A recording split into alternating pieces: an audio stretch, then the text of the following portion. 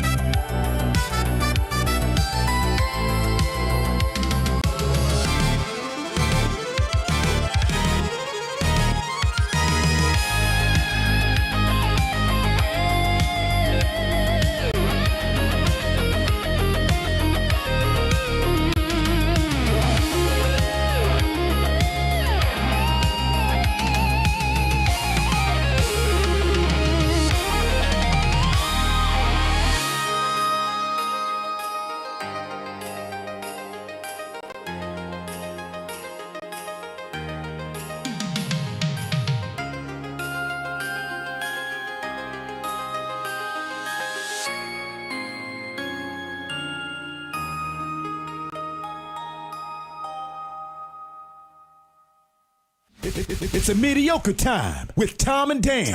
Put some respect on my name. Respect our name. I ain't gonna say it no more. You cracker ass motherfuckers. Motherfuckers. Motherfuckers. Motherfuckers.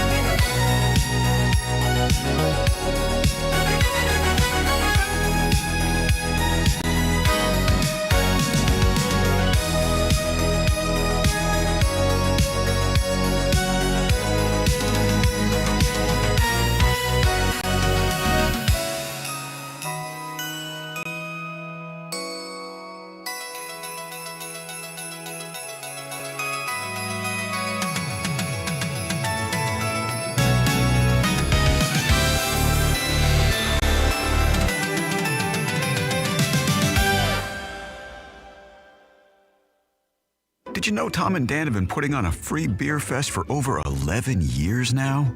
And did you also know that when they die, this beer fest dies with them because most people would rather die than organize a free beer fest? It's funny, because it's true. It's the 2025 Tom and Dan Bad at Business Beer Fest, November 22nd. Wristbands for tasting and doors open at noon. The first 500 people receive a free gift bag with their sample cup. Beer starts flowing at 2 p.m. You must have a valid photo ID, no exceptions. Vendors, booths, food trucks, live music, and all of this in the heart of beautiful downtown Sanford. All presented by attorney Mo DeWitt at justcallmo.com. It's the 2025 Tom and Dan Bad at Business Beer Fest, November 22nd. Everyone will be there, unless they die. Please don't die. Sofas and Suds! Oh, yeah! Sofas and Suds! Let's go! Yeah! Sofa and Suds is back. Sunday, November 23rd. Historic downtown Sanford. Races start at 2 p.m. And from 2 to 5, fearless teams roll their sofas down Palmetto in second for Sanford's most legendary event. Powered by Just Call Mo, Modern Plumbing Industries, and Surfside Iced Teas and Lemonades. Keeping the good times flowing. Ice-cold beer, wild rides, and the kind of fun you'll only find at Sofa and Suds. Stop lying on your couch and get to downtown Sanford November 23rd. Sign up and VIP tickets at westendvenue.com. Sofas and Suds!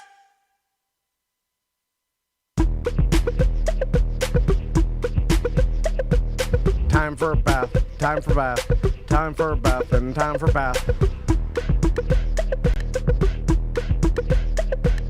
Time for a bath, time for bath, time for a bath, and time for bath. I wish my refund hurry up so I can have a taxitude.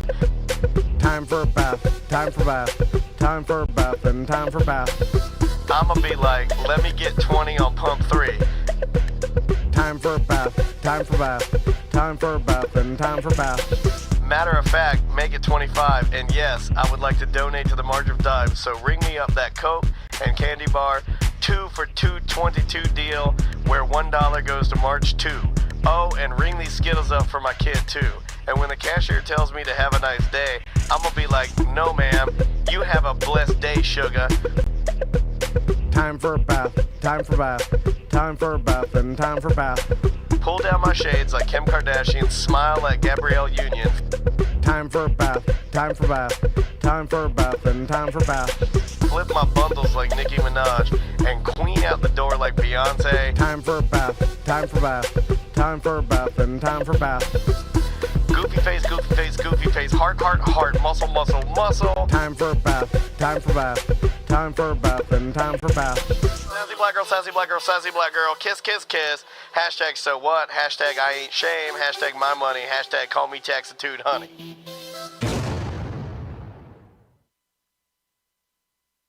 Live from the Injured on the Go Just Call Mo studio. It's a blast! It's Orlando's own Tom and Dan. Hello, this is your Mediocre Time with Tom and Dan program. We hope that you will find our presentation precise, joke heavy, and just right. Thanks.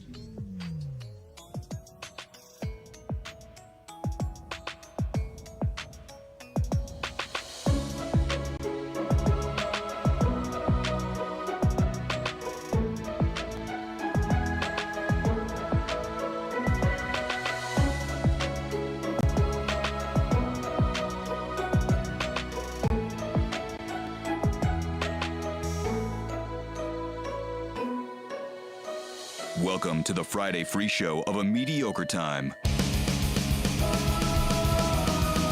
Hey, it is another A Mediocre Time with Tom and Dan. I'm Dan. I'm Tom, and it's just us today. It's just us today. You might see some people running around. I actually hit the wrong button, and I may have revealed some of the ne'er-do-wells we have running around in the studio. But I will tell you, it is an old school 2009. Tom and Dan just got back from the quarry. I just pulled up with an 18-pack of Dos Equis, and we're doing it old school, just you and me, buddy. A lot of people in town for our events tomorrow and Sunday. So we got some BDMs in our studio. Some from Ohio. Yes. Traveled from Ohio for this. Skippity, Ohio. Is what I'll say. Also, I just found out the other day that one of our vendors is going to be out at the Beer Fest tomorrow. Certified Best Roofing. Yeah. A potential new roofing partnership Nice. coming up with Tom and Dan. But they are bringing out Tom the Mime. He don't work for nothing, man. I know. They got Tom the Mime money? Yeah. So he's going to be at the Beer Fest. Tom the Mime's going to be at the Beer Fest Well, tomorrow. that elevates the Beer Fest. Like, that absolutely, like, no bullshit. That elevates the Beer Fest. Like, that's a needle mover right there because Tom's awesome. Yep. And another new partnership that we just got, okay, this is 100% organic. So, you know what happened to the websites in I don't Florida. trust organic. I'm more of a Walmart guy. So there's certain websites we can't go to in Florida anymore. All right, and I got fed up. And it's been a while. I know what that means. I was like, watched whatever. all the videos. Anyway, so I was like, I know there's VPN and I know what services. you like now. A lot of people don't know this. Tom's new kink, Bratty No, MILF. come on. He likes Bratty MILF. No. There was Bratty Sis, but Bratty MILF is where it's at. Come on. So When the mom's like, clean up your room. And you're like, suck my dick. So I said to myself, I'm like, there's VPN services. I know Daniel's used them, and I'm computer illiterate and also illiterate. Okay, all right, thank you. Thank you for the clarification. All types of illiterate. And so I remember this company called Surfshark reached out to me years ago, before this whole ban of websites in Florida. I do remember that. And then years ago, I forgot what happened. Anyway, it fell between the cracks. But I remember their names. I go and I did it myself. Like I'm signing up. Ain't nothing stopping me from getting I'm getting my Bratty MILF porn. I'll tell you what. I signed up for it. Stopping me. And then I'm like, man, I bet you this is going to be too complicated for me. And it's not. I got the app. I signed up for it. It's less than $2 a month. Yeah. And I literally you are whacking it like a madman. no, it's not all about that. He's got it. Look, it's about secure internet surfing. I got you you're on the camera. So I swear to God, this is how easy it is. I click on the app, right? Yeah. And where then are you going for your videos? Canada. Canada. Oh, that's Watch big this. asses. That's big asses. I click on Canada. No, you just go to anything. Hold on. No, but Canada's big asses. It's not. It has nothing to do with Canada. It just opens up the internet to you. It's now connected, right? So now. No, but it does matter. I'm in Canada's VPN, so now I can go to any website I want. Nothing's banned anymore. But I'm telling you a hack. You don't know this? Well, you're new to VPN. Okay, VPN guys that don't. If you sign up for this, I'm going to tell you how to use. Do you know that each area you go into, when you go back to, let's say, whatever site you want videos from, they are going to showcase whatever is popular in that area. Yeah, it saves my information though too. Does it? It will some, but if you start dancing in Australia, you're going to get a lot of blonde. If you go to Canada, I'm not kidding, you're going to get bigger asses. So we partner with them. It's if you go to tomanddan.com, right on our front page, it says Surfshark. Surfshark. Yeah. Right. You can see it says click here for Surfshark. I put it up myself. When you click on it, they have a special promotion just with us. It's 4 free months, and when you sign up, it helps us, and you can get any site you want. Anyway, thank you very much. Yeah. Now some of the people are clowning on you. Thank you, Surfshark. Some of them are clowning on you. I know. Let's see. Kara says, I'm cry laughing at Tom explaining VPN to us. All right. Ryan says, Tom explaining how to use VPN in 2025 like it's new technology shouldn't be as funny as it is. He's not talking to you. He's talking You've been already doing it. Yeah, that's a Dan. You're a Dan. He's not talking to you. He's talking to all the Toms that are out there, and we got a lot of them. Oh, there's a lot of Toms. There's a lot of Toms out there. The Dans, we've been using this technology. We know Canada's big asses. We got that. The Toms, like, you spoke to a lot of people. Don't listen to them. You were heard. And you were heard. And I thought the cowboy on our couch was maybe a Tom, but is that a children's book? What is it? The cowboy and the couch. He's a space cowboy, so he knows about all technology. Yeah, he's been there. Anyway, so all right, thank you, Surfshark. So if you want to open up any website you want and become free again, because this is goddamn America, get the Surfshark VPN through tomanddan.com. I will say that I've used a lot. I was using Proton. I've used Nord VPN. There was another one I was using back in the day. Surfshark, and this is just on me using it for the last couple of days. It has a lot better features. And the interface is better. So when it logs in, like it's easier to... A big problem with VPN is sometimes forgetting that you're still on it. And then you're wondering why you didn't get any emails or something like that. That will happen. This will remind you to turn it off. It has good features. So check it out. Yeah. Tell us what you think. All right. So Daniel went to a concert on Wednesday. I really don't want to talk about this, but we have to talk about this. And by the way, and I'll explain to you, he's running... Okay, so a regular human motor is on idle at all times. So it's not 0% anxiety, but it's idle anxiety, and then as you rev up, working in the background. Background tasks. Certain things rev up people's anxieties and they get revs up, goes back down to idle or whatever. Daniel's resting anxiety is like, when you get out your car and you're walking next to it and rapping as the car goes with the ghost riding your whip. Yeah, ghost riding the whip. I'm glad you. Wow. You are cool. Daniel cannot ghost ride his whip because he could not run next to it. It's idling so fast. That's true. I'm also, my legs are too small to get out of my car while it's rolling.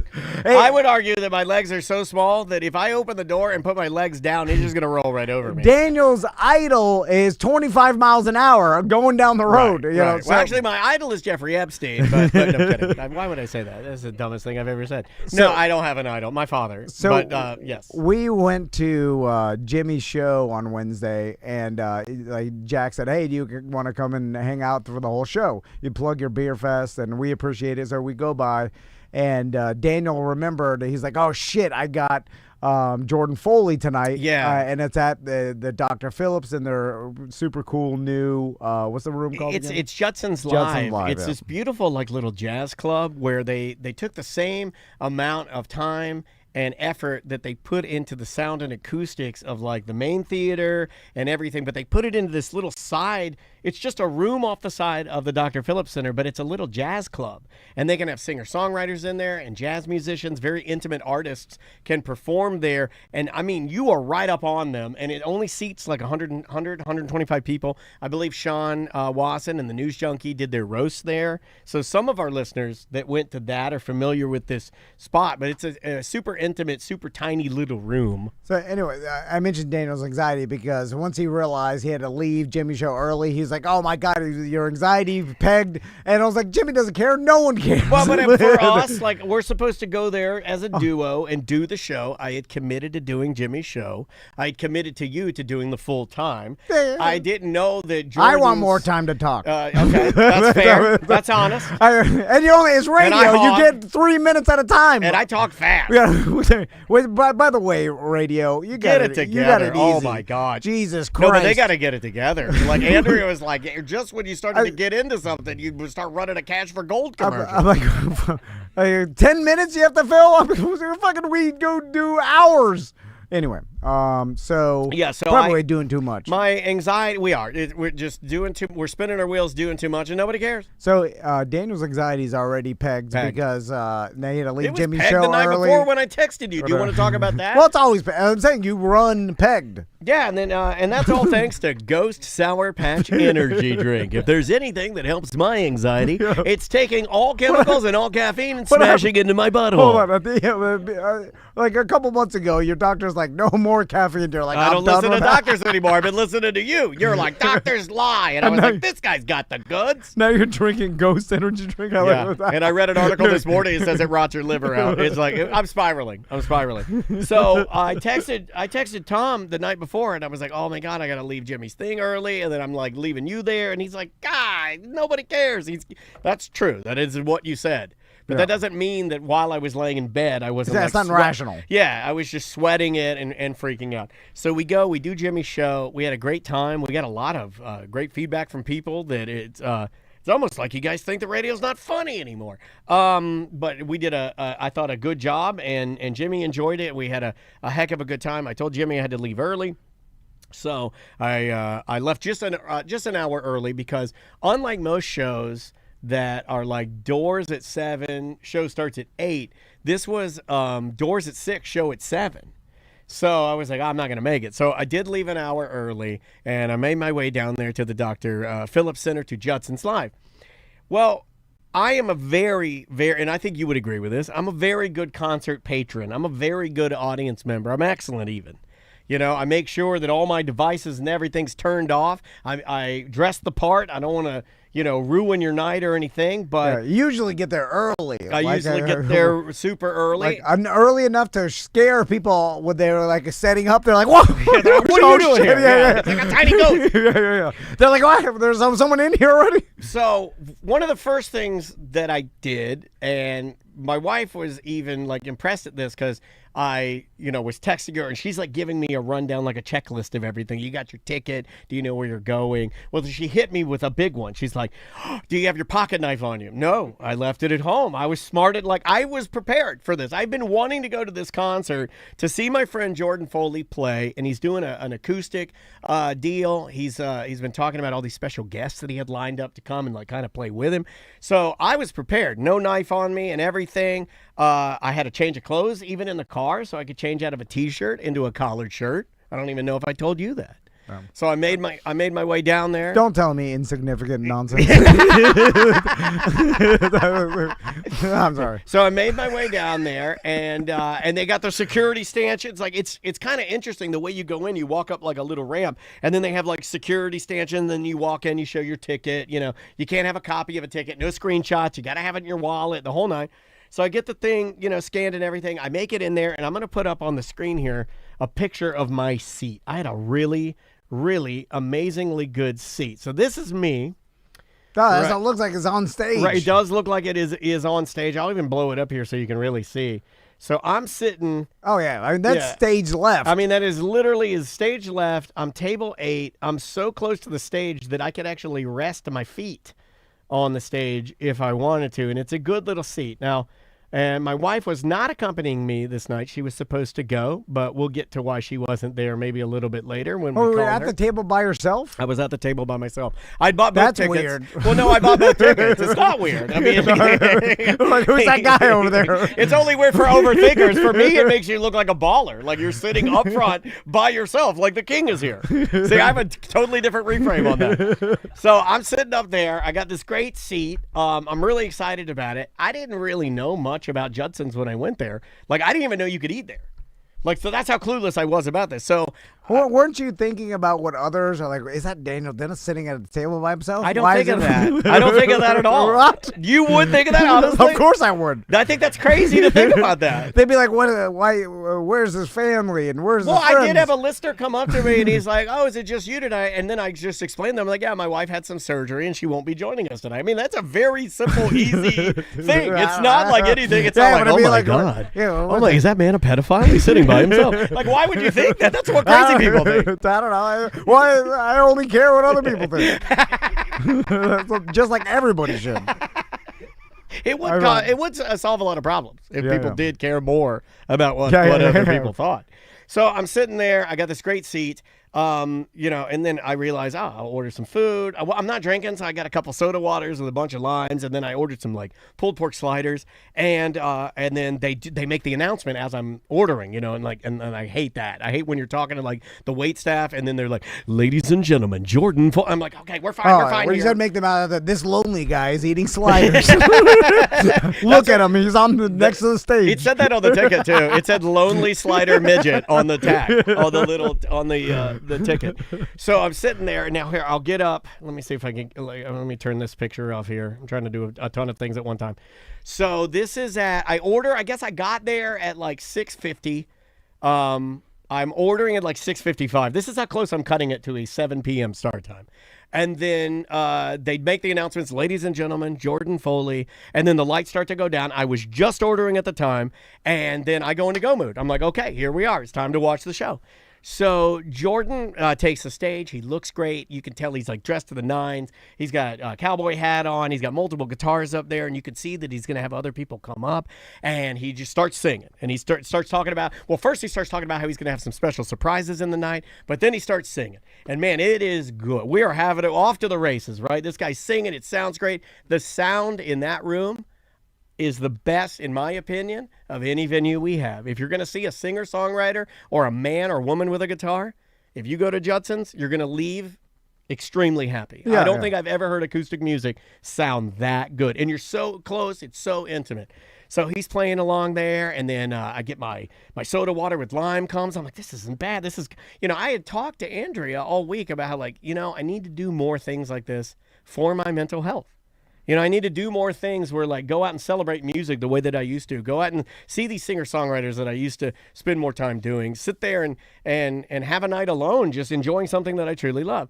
So I'm sitting there. Oh, here come my sliders. Wow, here they come. The sliders come down. She sets them down. They look delicious. Buttered Hawaiian rolls, pulled pork, jalapeno. Or if I'm in the audience, I'm like, look at, he's eating now. Look at the lonely guy's eating now. Look at that.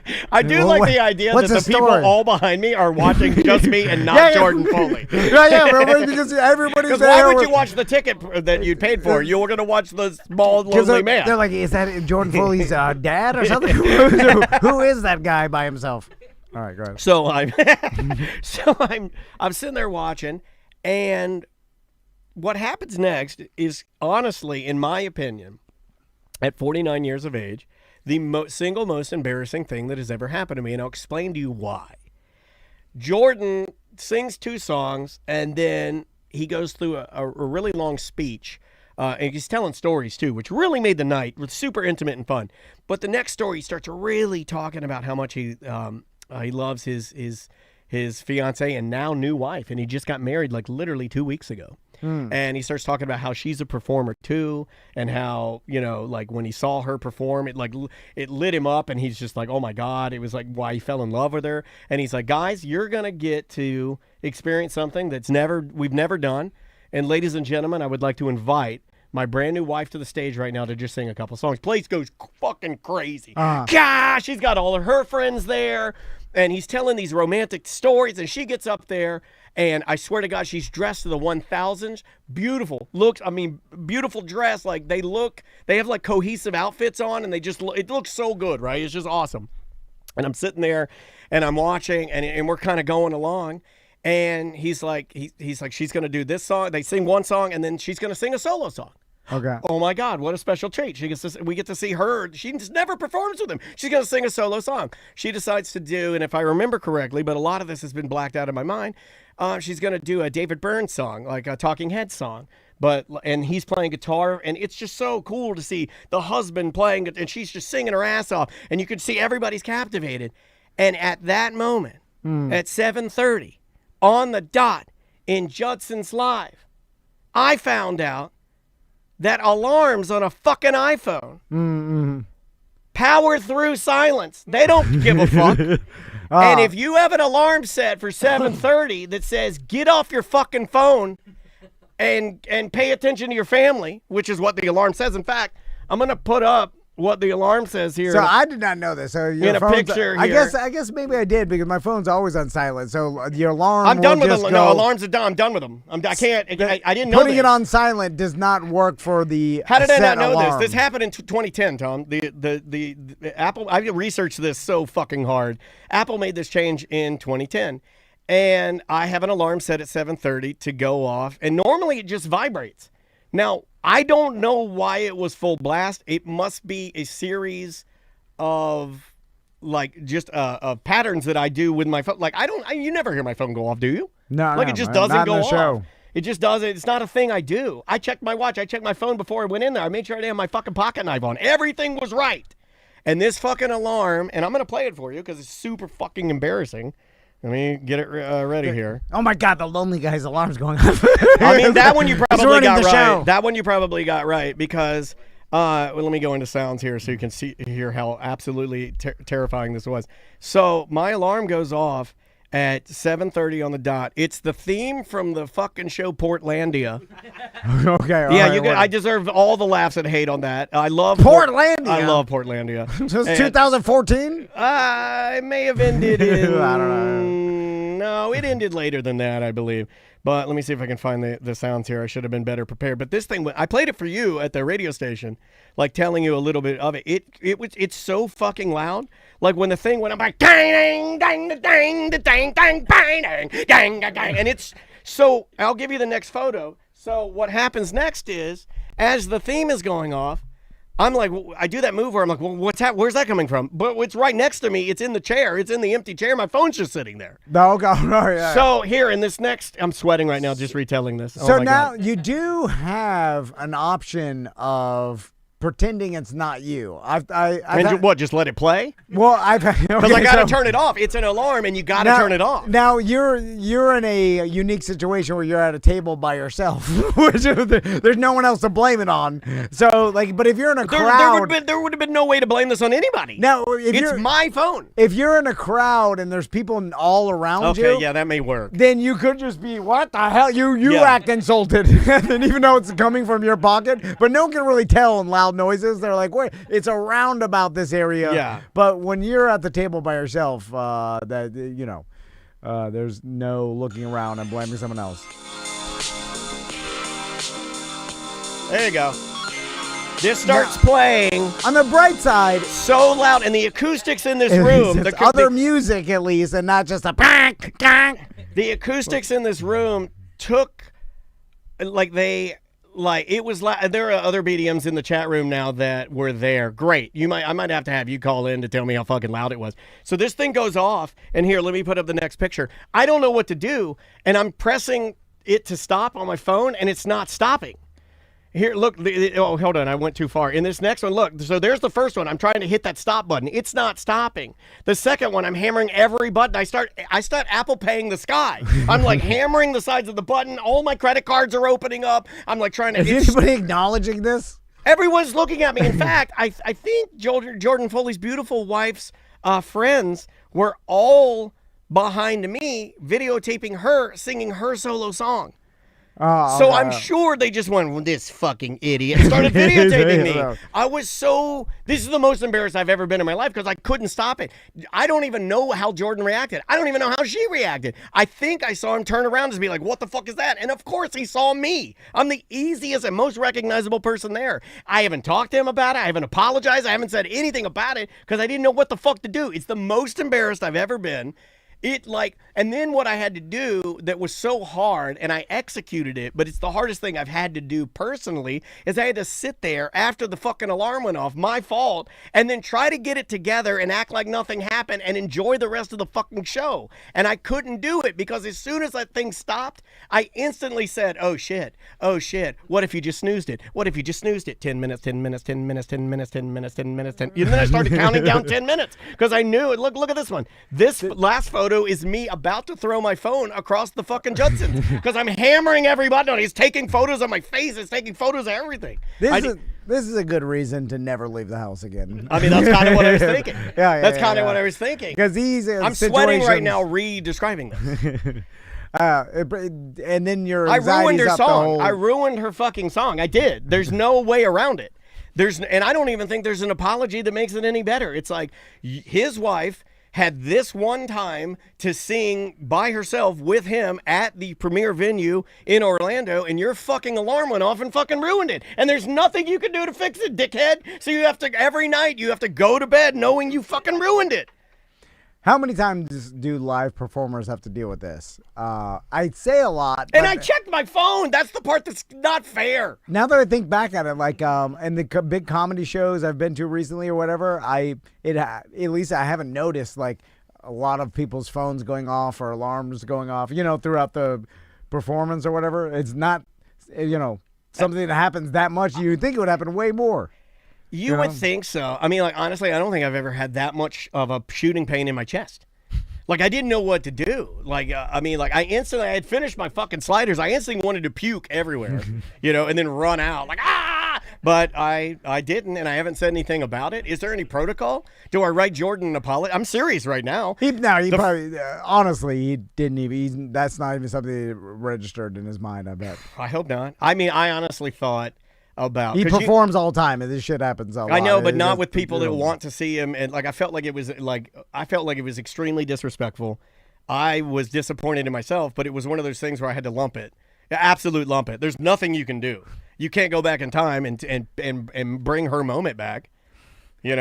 Yeah, but she'll do it again. I hope so. She's a performer. so. It's not this the one time, I thought about writing him an email. One speech in life. And apologizing. Andrea's like, what the fuck are you? Like, my poor wife. The number of times she shakes her head and just looks at me like, what are you fucking? I was like, I'll write him an email. I can fix this. She's like, you can't fix it. She's like, shut the fuck up. You apologize, tell the story on the show, and apologize about it. It was an accident, and move the fuck on. She's like, do not write them a letter. And I'm like, okay. So speaking of your wife, and Andrea, if you're listening to this, call in. She's in the chat room. You want her to call in? Well, because Daniel was mentioning something, and we were having a conversation this morning, and it became obvious that this is happening, and I would think that it... What, I'm becoming a bewildered, dumb old man? Little old man? No, that... Jordan Foley's grandpa? Like, what's happening? That doctors are for sure profiling people and not giving the people that they think will like pain pills too much pain pills. And for whatever reason in my mind, because like profiling has been like there's such a thing in society that we shouldn't do, that I thought that it like for the most part has been eradicated in a large part, you know what I'm saying? Yeah.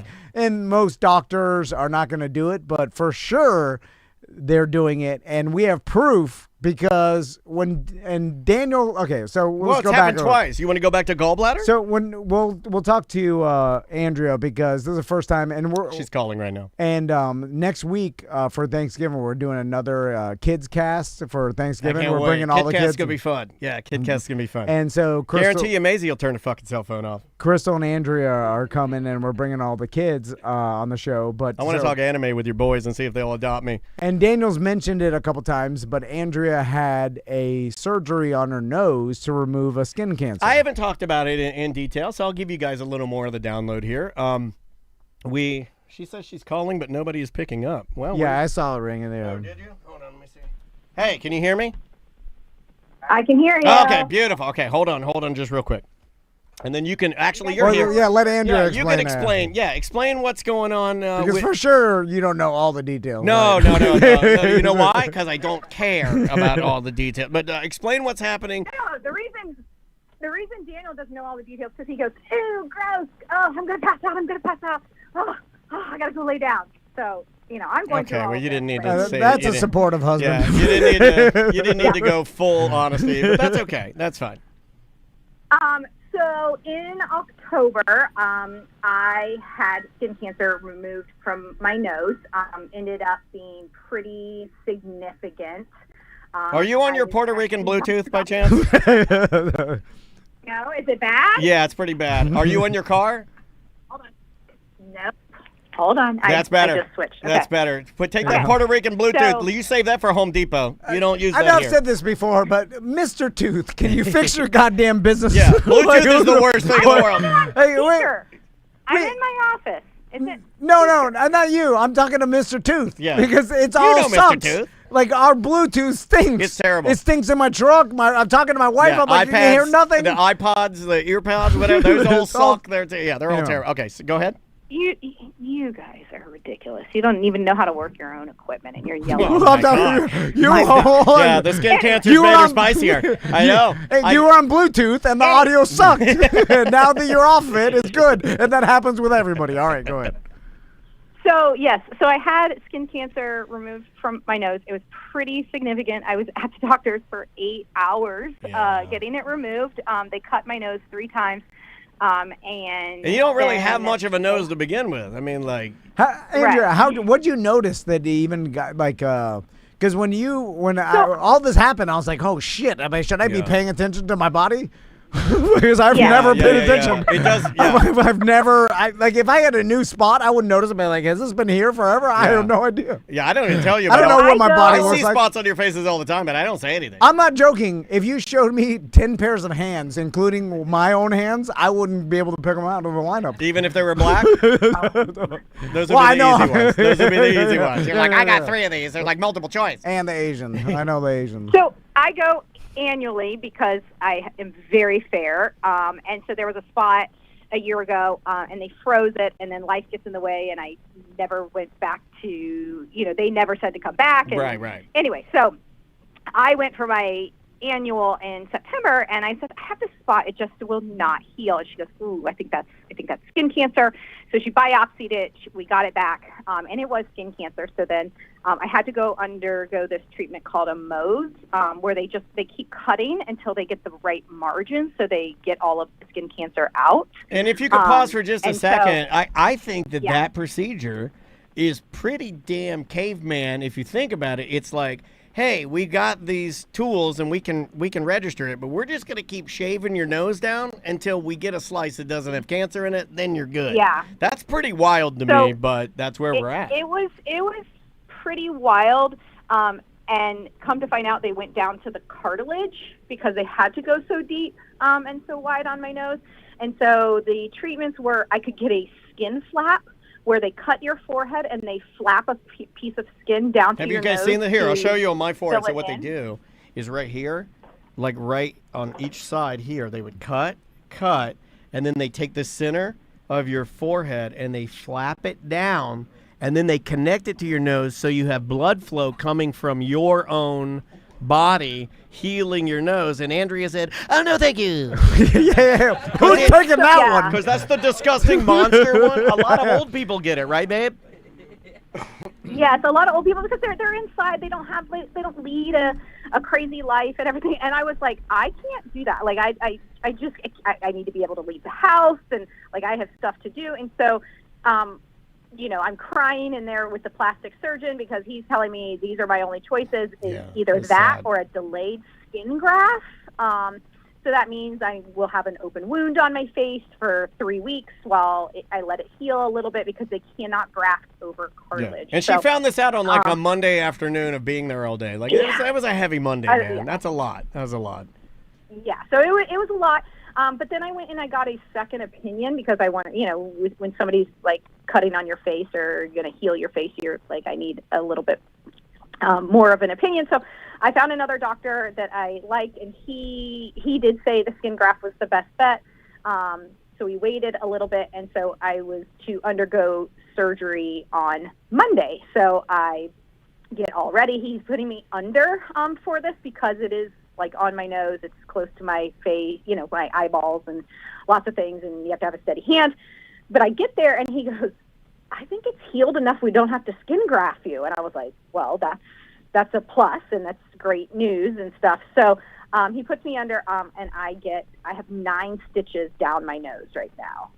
So he put me back together. It's extremely impressive what this guy did. It's probably because you live a healthy lifestyle. Like that's what I was thinking. Like, let's say everybody in this room is not healing. Yeah, no. You're like, it's gotten worse. I'm gonna ooze and it falls off kind of guy. Have you been drinking every day since we did this? your skin has no moisture, only alcohol in it, sir. Have you been blowing cigarette smoke in this? Sorry. And I mean, yes, you need to go get your skin checked, because had I left it and it got into my sinuses, it would have really probably screwed up my face. But anyway, so so he, I've been released. I'm pretty swollen. They gave me some Oxycontin. Okay, so all right, this is where the story comes in. All right, all this for Oxycontin. Yeah. We don't care about your procedure. Get well, whatever, yada yada. I wrote to Daniel, get to the pain pills. So this is where I figured out that doctors are profiling their patients. Bigger than shit. Bigger than shit. Because Daniel, earlier this year, had his hip replaced, which they chop off your femur bone, and then they saw with a chainsaw, and then they have to hammer. And I saw Travis Pastrana get his hip replaced, and he put the actual surgery video, and they have to hammer a rod. It's a spike into your rod femur. Is what they call it. It's a fucking spike, guys. It's a spike into the biggest bone in your entire body, your femur, that they've cut in half, and they're hammered like kang, kang. But they broke my femur. They broke my femur. And then they wrap it in some wires, and then and they gave Daniel 6 pain pills. 6 pain pills. And then they gave Andrea a whole bottle of 30. You want to know how 35? I have 35 Oxycontin. 35 Oxycontin. 35? And they Christmas in November. What? But no. But I'm not even taking them, because they make your poop rock hard. and I am She's having been complaining some about hard trouble poop. I'm doing like, that. that'll And make I'm my like, poop normal. Give me those. Give me those motherfuckers. That's what helps your alcoholic diarrhea. Give me that shit. It evens it out. Yeah, we need a solid 15 and 15. Tom and Dan. 15 for T, 15 for D. But your It'll doctor make our poops good. So like and I'm not downplaying your surgery. Like I'll of course it downplay hurt, it. but, I'll downplay it. She's fine. She's doing everything for Maisie. It didn't look like she didn't hit the ground running. but your nose compared to your femur, right? You know what I'm saying? But just as a huge body parts. 35 Oxycontin. And they looked at Daniel's full sleeve tattoos. Stupid beard. Stupid beard. Yeah. His personality. Yeah, he's chirping so much. They're like, this guy's a fucking drug addict. His clothes and everything. And Yeah, they didn't give him shit. I'm dressed like a teen. I've got yellow Crocs on. They're like, this guy loves to smoke weed. And then Andrea comes in there. She's I'm just gonna put him in. I'll put him in the back of the closet. I'm gonna pull him to the front of the closet. I'm glad you told Daniel. Yeah, I'll find him. I'm like a fucking. No, he's not allowed to have an name. It says my name on it. Oh, your phone's breaking up, and it really is. And it really is. I'm not faking that. Normally, I'd be faking it, but it sounds like your phone is actively breaking up. It's the pain pill gods. What if we have begged for pain pills for so long that, like, almost like a Moana or something, there is a pain pill god, and he's like. Today, today I give Tom and Dan 15 pills apiece, Oxycontin. Pain pill god have a different accent. Hey, you want me? Hey, I got the pills, you motherfucker. I think more of a redneck. Yeah, okay. All right, that's fair. That's fair. So Andrea, they didn't have to do a skin graft. They just basically stitch stitch. It's really impressive when you see. I mean, it is gross. It's a real deal. But when you see how he stitched it, you're like, wow, dude, you're an artist.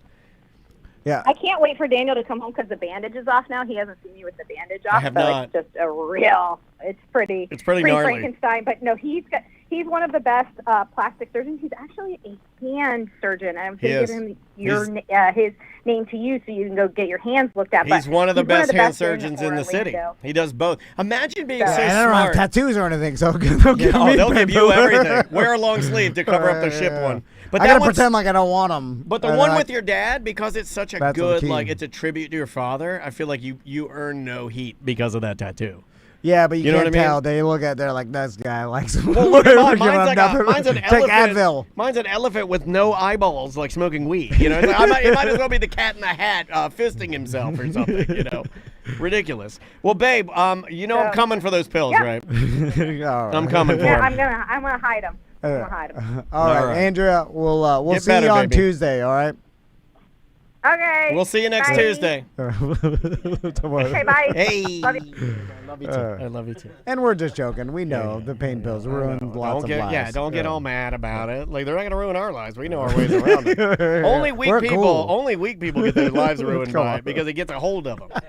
It's never gonna get a hold of me. I'll tell you that. Right? Well, I'm strong. Famous last words, right? Oh my God! Next thing you know, I'm sucking dick on Clark. I'm on Clark's tugboat, smoking crack and sucking dicks. I will do it. All right, let's take a break. Yes, sir. When we come back, I want to tell you about a documentary I watched over the past couple days. We got good music too, man. Lots of new. It's funny because, like, when you feel like, and this is me being political but not being political. When it seems like people are fighting about politics a lot, you do end up getting a lot of good music on all sides because it feels like people have a lot to say. So it's funny because the CDs that I get, or CDs, Jesus Christ, the MP3s, and even that sounds old, right? The MP3s that I get sent, even that's old. But the really, really good music, the name of this band is Converge. We're going to go heavy on this first track. The name of the song is Love Is Not Enough. It's a mediocre time with Tom and Dan. Put some respect on my name. Respect our name. I ain't gonna say it no more. You crack ass motherfuckers.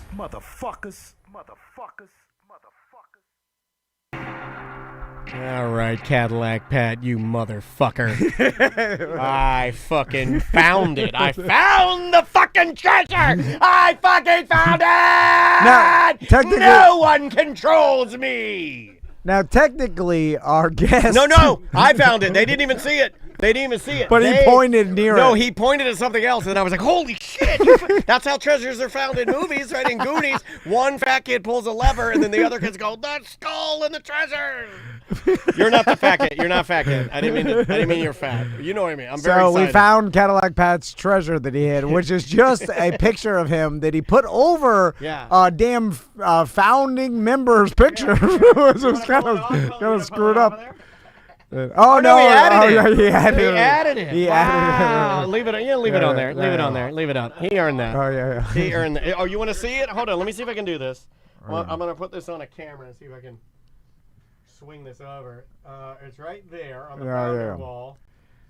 It's next to... it's the very bottom. Let me see if I can zoom in a little bit for you guys here. Hold on. I'm going to do this for you. And by the way, I know we've told this story before, but there's a corporate time sticker on one of the founders' pictures. And this is a bizarre story. So is this the attorney that was being a real dickhead? Well, no, he just didn't want his picture up. So, like... No, but it wasn't just that. He was a real... I'll say it. The way we used this picture without his permission because I thought that you were like, you paid into this. No, it was different than that. No, it was different than that. Your side, like the way he spoke to me was like a cock ass. And it doesn't matter what we're doing. If you don't speak to me with respect, you're a cock ass. But there it is. There's the picture of that's our treasure. You can see it there. On the YouTube channel. There you go. He paid for a founding membership, and part of it was like getting your picture on a plaque in the studio forever. And then so the people that, and we try to get everybody's pictures and submit them, but the people that didn't submit their pictures, we just grabbed, because we figured people were like, whatever, but we wanted to, hey, you paid $250, you helped us start the studio. And so we took their pictures off of Facebook because we figured like, hey, I want to give the people what we promise is like, just so that it seems fair. Well, it was you paid us money. Our side of the bargain. We're not going to we took this guy's picture from his Facebook, and then once he saw, like, we were like, hey, we made the plaque, we did what we said, and the guy's like, I didn't approve that. Take my picture off. Oh no, no. Shit. And then he started doing the thing where, because you didn't have to email him, like then he started doing the thing. Well, I'm gonna have to. This is going to litigation now. We're going to litigation of your fucking photo. You're being a cock ass. That's what cock asses do. It's public. It's on your Facebook. It's not like, and we're not even saying anything bad about you. It's not like people are looking at it. They're like, wait a minute, who's no one that don't even guy? know. But it was like it's easier for people to find your pictures on social media than it is even in the goddamn corner of our studio. It's weird. And people do that more now than they've ever done it. People like being a hard time, and people like pretending that they're more important than they are. And sir, you were not important, more important than anybody else. You knew we were trying to do something good, and you decided to be a pain in my ass and give me a hard time, and you're a cock ass. There's only like 50 important people in the world. There it is. It doesn't include anybody listening to this. I'm not one of them. So a couple things. One, and I started thinking about this because first, it's completely fake, but second, it's a moon landing. It's a story that's been spreading around because it's worded wrong, and I'll explain. So I'm sure everybody by now has seen some sort of news pop up on their Facebook or social media that Kevin Spacey's homeless. Right? Like, I don't know if it's popped up on anybody, so. One of my top 5 stories. And then, of course, when it pops up, I'm like, Kevin Spacey's homeless. We're going to talk about this on the show, because we're always looking for and we've talked about Kevin Spacey and joked around about him for a long time on the show. I loved his Thanksgiving videos that he used to do, and I think he still does them, where he takes on his character of the President of the United States. I forget that gentleman's name from House of Cards. And then he does a really weird turkey stuffing video every year. And there are so many people that have done nefarious things and have gotten in trouble for one reason or another. I always have to look up all these people and what they really did again. Well, he was like, what this guy do again? Well, he was not in trouble. Well, he got acquitted, legally. He got legally acquitted. But it's just like Deshaun Watson or whatever else. Like when there's a list of, when over 5 people, and I think in Kevin Spacey's like 9 people came out and said like this guy is a sexual predator. 5 won't do it for you, but 9 will do it. Right? Wait, well, I'm just saying like when it's multiple people are saying the same thing, is like you have a problem, you have a mental illness, you're a sexual predator, and you fucked up your career at the very least, and you deserve to. You're an entertainer, and you did these things, and the entertainment business doesn't owe you shit, and you fucked up your career, and that's on you. At the very least, and at the most, you're a goddamn monster. Well, see, Christine. So Christine says it's kind of unfair that he's blacklisted when a sexual predator is the president. Here's what I would say to that: Kevin Spacey's unliked. I don't think whether or not he did anything even matters. I just don't think people like the guy. You can say what you want to about Trump or whatever he is. There are people that like him. That's the difference. Yeah. I don't think people like Kevin Spacey, and I'm trying not to make this political, but I think Kevin Spacey is a guy that whether he did it or whether he didn't do it, there is something borderline with all of us. When we look at the guy, we're like, you don't deserve to another chance. We're done with you. So then the story is he's homeless, and then when I see that, I'm like, all right, good, or whatever, or you did it to yourself, whatever. But then also I was like, wait a minute, he's actually homeless, because when you use the word homeless, you are implying that's supposed to say unhoused, that he is on the streets, right? And then he's like, I have been forced now to stay at hotels and Airbnbs. Only the nicest. And then it's like, so you can rent a house. And he's like, and the story goes on to say he's just traveling around working, and wherever he's working, he rents Airbnbs and hotels. And by the way, that's not homeless. No.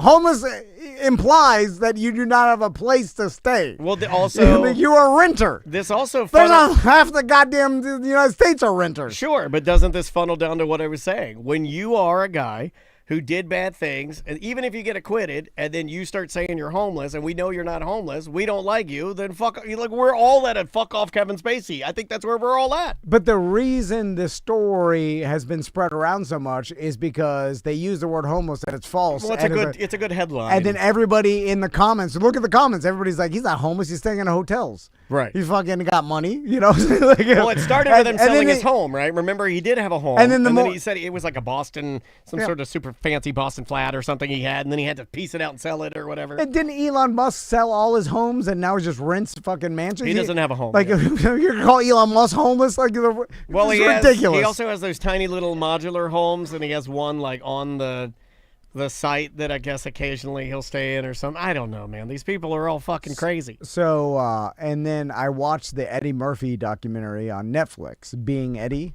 And how good does he look, right? Oh, yeah. I mean, has he had work done?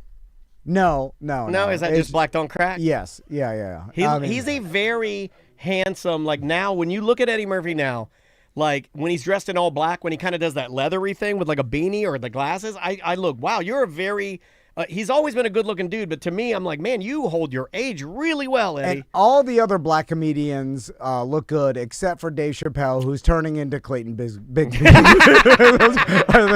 Just saying, for some reason, the black don't crack did not work for Dave Chappelle. You know what doesn't work with Dave for me is the jumpsuits. They did for a minute, I don't know. But now that everything is a flight suit, cigarettes will kill you. The smoking got Dave. It aged his face, I think, because Jamie Foxx looks just as good as Murphy does. You know what's also off-putting for Dave? And I'll let you continue. It's off-putting sometimes when you see Dave and he's got on a tank top, because he'll look skinny, dumpy, smoky with massive Popeye arms. Yeah. He is big, you can tell he a buff phase. You can tell he works his arms out, and that's about where he stops.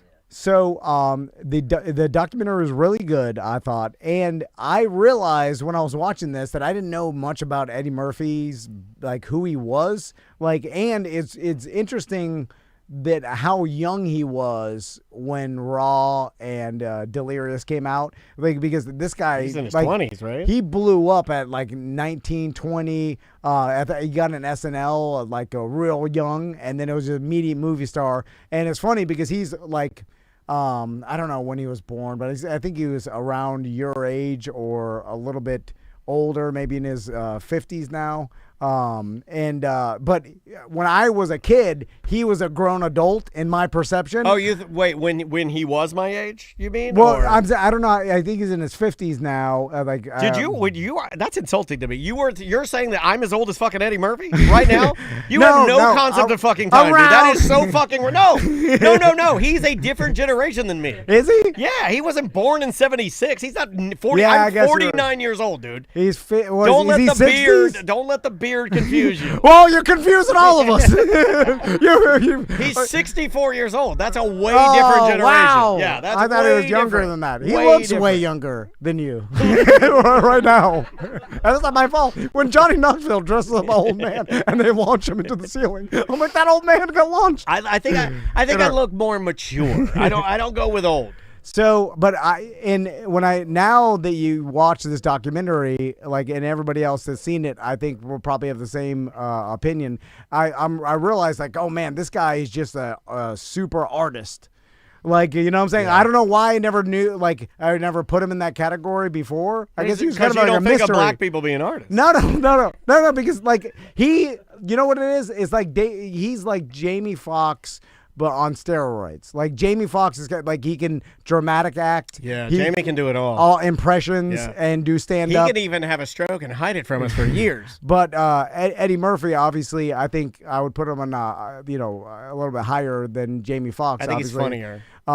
But it is a good documentary, and his, like, most of it is showing off his goddamn ridiculous mansion that he's got, which it's him walking around with the puppets, right? Yeah, he's got some puppets. He has the Cosby puppet. He's a little weird, but how can you not be? But I say a little weird. He's the most well-adjusted super celebrity that I've seen, in the fact that he, like, in the documentary, he kind of, like, he kind of became a recluse, and he just became a family man. What's he worth? I don't know, hundreds of millions, I imagine. But and you know what's funny? He has 10 kids. Somebody in the chat room said, Ryan said, he's like, Shrek money will get you a mansion. I forget that he's in Shrek. I forget that he's in Shrek, because that wasn't what did it for me. You know, like, I was more the raw, delirious, Saturday Night Live. Go get a hot tub. Want to keep about that? Well, go get a hot tub. Yay, well. Like, all the old impressions, all of that. Yeah. Beverly Hills Cop. Another 48 Hours. All this, and they like, and then the documentary kind of shows when he became a family man. He started doing more family, movies and family style. When there's Dr. Dolittle and the $200 million. Yeah.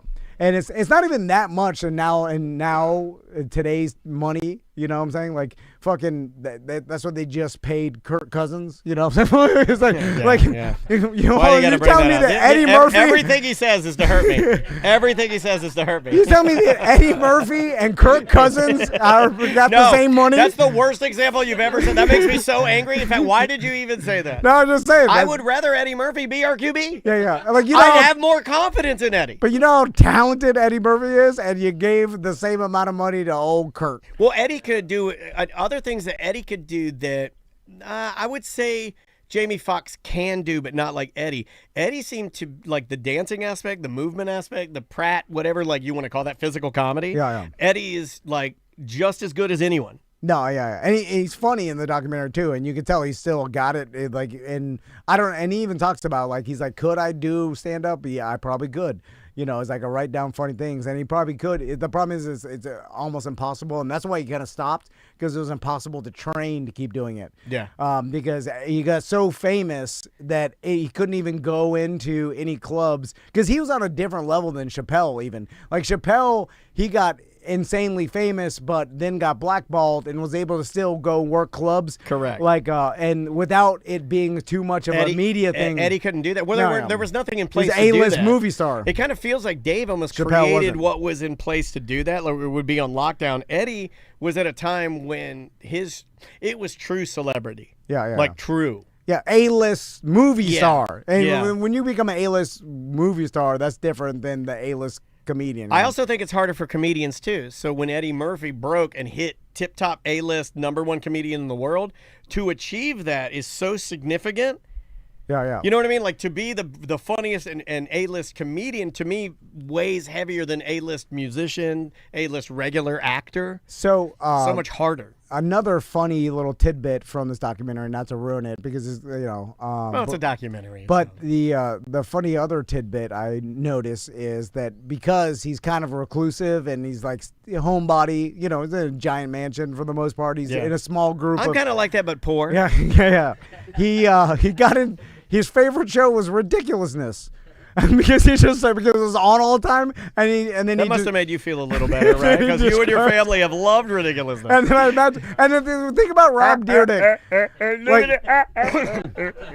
Like Rob Dyrdek he'll openly admit that he created that show knowing that he could just puke it out episode after episode, and it didn't even matter. Well, he wanted to get more efficient. It was volume, and he used it wasn't quality. Yeah, he'll tell you. Go sign up for his that joke I made. Go sign up for his wait list to optimize your time.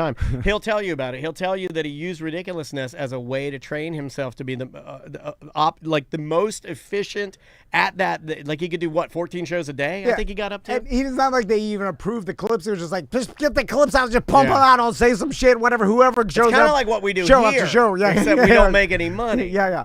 And could you imagine, maybe like you're pumping out this shit, and then Eddie Murphy's they're fucking watching your shit.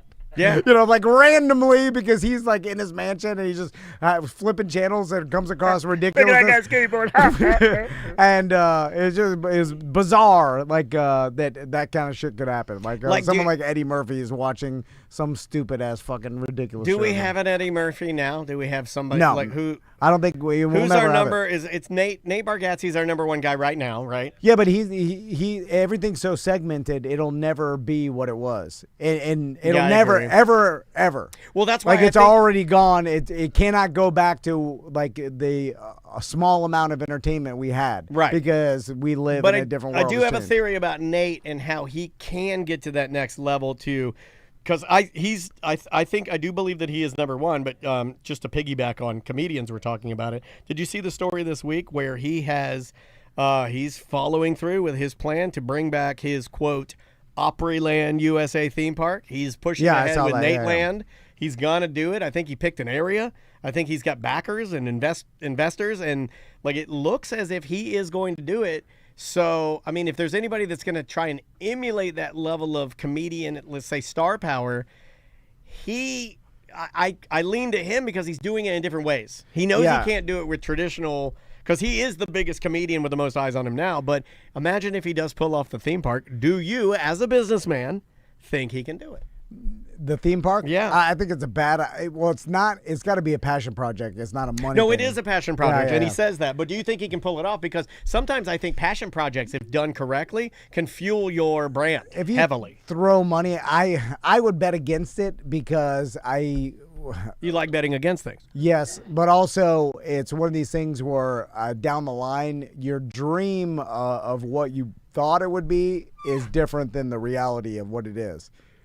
And sometimes, so owning a theme park, the dream of it is different than the reality. All of a sudden, you're like, how these problems, something happens, you get on those, and lawsuits are happening, and then now you're buried in a sea of never-ending lawsuits and things breaking down and employees' problems, and then you're just like, God damn. Well, you have other people do that, for you. And, and he basically ran through his plan online or something, and when you look through it, he talks about the stuff you're talking about, that he will not be dealing with that. And he does have people in place to handle that, which is interesting. I've never seen anybody get this far. But if those people do it wrong, then all of a sudden you're like, this is losing money. And you're like, everybody I hired is bad. Why assume they're going to lose money? Why not go on the positive side of things and say like, hey, maybe we can do this? Why not? Because aren't you going to do a better job thinking you can do it than you are if you're like, I don't know, maybe what if they do a bad job? Yeah, but is that person that you set to run it having as much passion as you do? Well, they never will. Yeah, they never will. But that's the killer. But if you got eyes on it, and if it's a big enough company.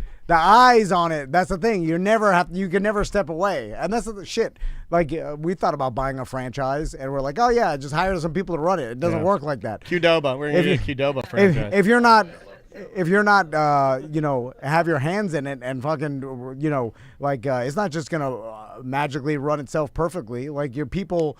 He's got the right amount of money, though, to pay people that can do it like him. If it's a money suck. And then, but he does have the right amount of money. Like, if anybody can do it, I think he would be the guy to do it. But back to Murphy, I forgot, with, even coming to America and the clumps and stuff, his ability to play multiple characters and have them be distinct from each other and individual, and like everybody was talking about it. They're like, Jesus Christ, this guy's playing 5 different characters talking to each other, and they're all really different with different accents, and they have like and like that's a goddamn talent that was underappreciated at the time. At one point, I think in the clumps, I think he played like 20 different or 15 different guys. Dude, Coming to America. Well, he does in the barbershops. The barbershops, like he did that. Playing a white Jewish guy, which he even joked around at the time that people didn't like when people saw the movie, they didn't even know it was him. Yeah, in fact, I was one of those guys. The first time that they snuck the white Jewish guy in there, I did not know that was Eddie Murphy. Somebody had to tell me that. Because I'm not looking for it, right? Like I'm not like. There's no internet too, so you couldn't even know. Well, also, it's not one of those things where you'd actively think like, oh, that's Eddie Murphy playing a white Jewish guy. Like that doesn't even. That's not even on my bingo card, man, at all. But I might have to check this out, man. Like this.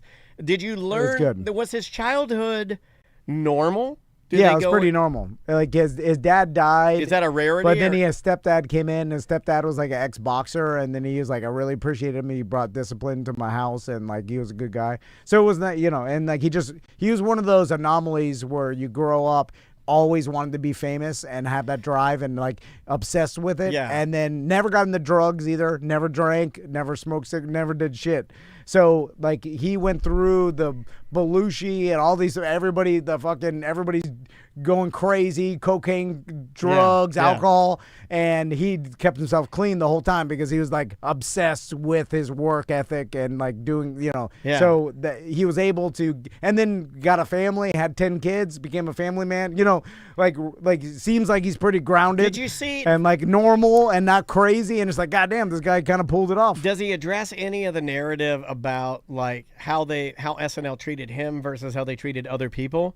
Because there is some bitterness there, and little things that I've seen online where, and I'll just try to sum it up quickly. I think they try to paint the picture of like Eddie Murphy when his career and some of his movies started to dip or were on the decline, that they felt like SNL would take shots at him. Yeah, but so somebody like Bill Murray, brings that up. Somebody like Bill Murray, and then some people claim that this is a racism thing. Like, yeah, of course you're going to make fun of the black guy because his career is on the dip. But when Bill Murray's doing exactly the same thing, you don't make fun of his fucking movies sucking. Yeah. So why are you doing it to Eddie Murphy and not doing it to Bill Murray? Bill Murray is a known dickhead to some people. Yeah. Also known to be nice to some people, but also a known dickhead. Like we had what's his name?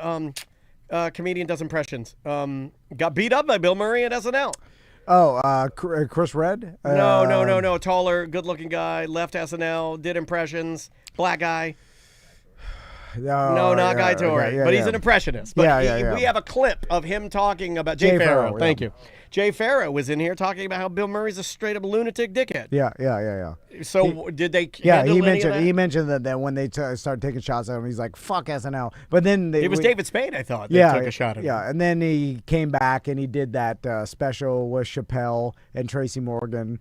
Yeah. Charles the Bugman says, did he address the tranny? Not supposed to say tranny, Charles. You know what I say? He did not address that. You know what I say? I say person of trans. I feel like that's fair. Person of trans. No, he did not. He put this documentary out. He's not going to add that in there. Yeah. This is not done by a third party. And what was the deal on that? Like, was that he found a trans person and then was like, uh-oh, or did he go through with it? It was not in the documentary at all. Okay. It was not even mentioned. Well, that's what I want to know. I want to know about this person of trans.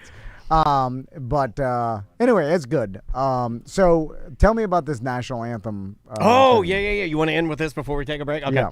So, and I'm talking to this guy online, but I think maybe he blocked me because maybe he thought I was gonna like try to set him up. But a listener on our Reddit page put in our Reddit thread what they feel like is a great national anthem to go up against Carl Lewis's I'll make up for it now. Okay. Like we have declared that is that's the best one. That's the best national anthem. And then this listener says, nope, I got one I want you guys to listen to. So I played it because I'm going to vet this before I bring it to the show, right? And I'm watching this. I'm like, this is fake. This is fake as fuck. This shit ain't fake. It's not fake. In fact, I found the guy on Facebook. He's a younger gay man who married a guy. He's married in Texas. He is a singer. He doesn't do that anymore. Now he works a real job. I found him on Facebook. I found his profile. I reached out to him. We were talking a little bit. Now he's radio silent. But I was trying to get him to come on the show and talk about how you felt after doing something like this, or did people reach out to you? Are we the first person to interview Was it at you? a game? It was, I believe it was at, and I'm going to play it for you. I believe it was at a horse race. Okay, all right. And the way that this guy sings it, like I was extremely impressed in this particular thing here. Hold on, I'm going to Now, so he obviously messes it up in some way. Well, do you want to hear it and see if you can figure out where he messes it up? All right. Because he kind of powers through, to tell you the truth. I mean, it's extremely impressive what he does. All right, the guy's name is Gage Charles. It's his real name, and you'll hear him. They introduce him here. Here we go. I'm going to set this up for you. Here we go. Here's a little Gage Charles. By Gage Charles. Oh, say, can you see by the dawn's early light what so proudly we hailed at the twilight's last gleaming? So far, so good, right? Yeah. Not bad. Good job, Gage. I like his voice. Very good. Good job, Gage. Whose broad stripes and bright stars were so gallantly there, as though rockets were there, and the twilight's last gleaming. Uh-oh. Hold on, were the rockets there? I think they were there. Now he did do the best case scenario of saying words in the right manner of the song. I said, and this is not a knock on you. This is not a knock on you. Or some people may have not noticed. I don't take it this way. I don't think you would have noticed. So far, I think he's in the clear. If Tom Van's there, you're like, oh, that's good. I would have been like, what? Yeah. I would have thought, I was like, was that wrong? Yeah. Like, I would have questioned myself. I was like, is that how it's always been? Okay, so I'll go back a little bit more. So here we go. Because it takes a turn. Here we go. Whose broad stripes and bright stars were so gallantly there, as though rockets were there. They were there, the rockets. Okay, here we go. Twilight's last gleam. Here we go. And the rockets' red glare were so gallantly there. The stripes were all there. The stripes were all there. And the rockets were there. The rockets were also there. Oh, man. Say, does that star-spangled banner yet glade? Let it glade. For the land of the free and the home of the brave. Yay! All right. At this point, Gage Charles, everybody. you say home of the there. You've already fucked it up. So you have to just say it. I love it. Just Like, the rockets were there and the stripes were all there. The stripes were all there, and yes, the rockets still there. Right? This is fun. It's kind of fun to sing it like that. So I reached out to him on Facebook, and I thought for a split second he was interested in coming on the show to explain how you recover from this, and then I believe he blocked me. Yeah. Like Well, he's still blocked. traumatized from it. He might be. Yeah, Pretty yeah. good, right? I That's mean- is that the best one? Think about, well, From here. It's this part. Hold on. Put it back up. And the twilight's last gleaming, and the rockets' red glare. He saved. Were so gallantly there. That's the worst one, in my opinion. The stripes were all there. They're here. And the Hey, proof. rockets were there. I like that he just kept leaning back on the stripes are there, the rockets are there. You guys get it. They're all there. So, everyone's here. Of national anthem mess ups, at least he didn't freeze and stop. Because we've seen those. Those are the kind of worst, where you feel the worst for them when they freeze and stop, and they're just like. Well, Carl Lewis did a little bit of that when he's like, "Oh, I make up our nets." Like, will you? Will you? Well, Carl Lewis was. I mean, he was confident the whole time, and even when he said, "I'll make up for it now," and then he's on. He shit the bed. Yeah, like, Gage I like can that. sing. I'll give him that. He can sing, and his pitch was right. The thing is, as soon as that anxiety spikes to 1,000, it deletes your mind. That's true. Like, and it sucks because we've done this as an entertainer. Like that, you need your mind to say things because everybody's looking at you. So you're up there, everybody's looking at you. You're like, calm. I've done this before. I know what I'm doing. And then you start doing. I've had this happen to me. We've done this. And then what's your worst one? You know what I think of a lot? That's a nightmare of mine. Orlando City one. The clicker from Orlando City. Oh yeah, that's the one that like I relive you and me with the clicker because I've never wanted to grab something out of your hands more. And just start hammering it. There's something ingrained into people's DNA that, and I know this because Tommy has it, right? That makes them terrified about being in front of other people and them watching you and you fucking up. Yeah. And it's ingrained. I did it what I did at the Dr. Phillips Judson's is. That's game. No, that's the end of the game. But that's a killer. That's a knife to the heart. But if you were the performer and you're like, and everybody's looking at you and they're like, we trust you to perform. I don't have this one. Yeah, this is not one I have. And so Tommy was born. Fun to me. Max doesn't have it. Like dude, Max will moonwalk around you in circles naked. He's he don't give a fuck. Well, he's ready to perform. He wants to perform. Ready. Like he's on his morning news, which he wanted to sign up for it, and his teacher's like, I'm keeping him. He's good as hell. Yeah, his presentation's really good. He can read the news. He likes being on camera. He enunciates correctly. His voice, he projects. Not nervous about screwing it up. He looks into the camera. Crystal showed me. Yeah, he looks good. Tommy wants none of it. Just like I did. I don't want none of it. I don't want to be in front of people. I don't want to, have people look at me. Let me put your camera on you. Oh, yeah. Okay. No.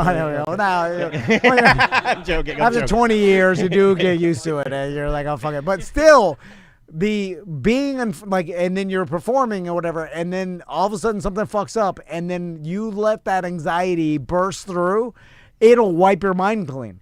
Where you can't, you even remember anything. You freeze. I freeze. I do it. I freeze where I'm like I'm frozen. Yeah. And then. But I normally don't get it with performing. I'll get it with other things. Yeah. I got it at Judson's, but that wasn't performing. Performing, I love. And this happened to this gentleman where it just wiped his brain clean. Now he powered through the words and he's impressive. I have no other word, and it sucks because as you're singing, you're like, oh shit, I don't even know the next word. I'm just gonna say that. And it makes you wonder how something comes out, right? It is interesting to think okay, my mind is wiped clean, but you do have processes in the background. Your mind, your subconscious is gonna probably carry you through. I mean, you'd be singing the N-word. You don't even know what you're singing. You'd be singing anything.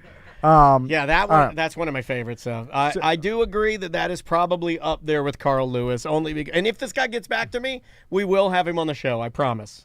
So let's take a break. Yep. When we come back, I'll tell you about another documentary I saw that has to do with neighbors, and then we'll read an email. I mean, unless Kara wants to call in, or am I allowed to say her name? Kara, we were going to do as a sort of a priming of the pump. We were going to talk about your hate thy neighbor story. Because we're going to do a segment, and we may do it, primarily on ACT, but maybe we'll mix them in on AMT, and this one will, and if you have any neighbor feud stories, now would be the time to send them in. show@tomandan.com. show@tomandan.com. I'll save all of your neighbor fight stories. Put them in detail if you can, and you might get selected, and we'll give you a prize. Because we're kind of using it as a way to promote Love Thy Neighbor, our relationship show with Colette. That's every Thursday, and that's a separate show on a separate feed, so you have to subscribe to it to hear it. But it's Thursday nights. We air it on Real Radio at 8.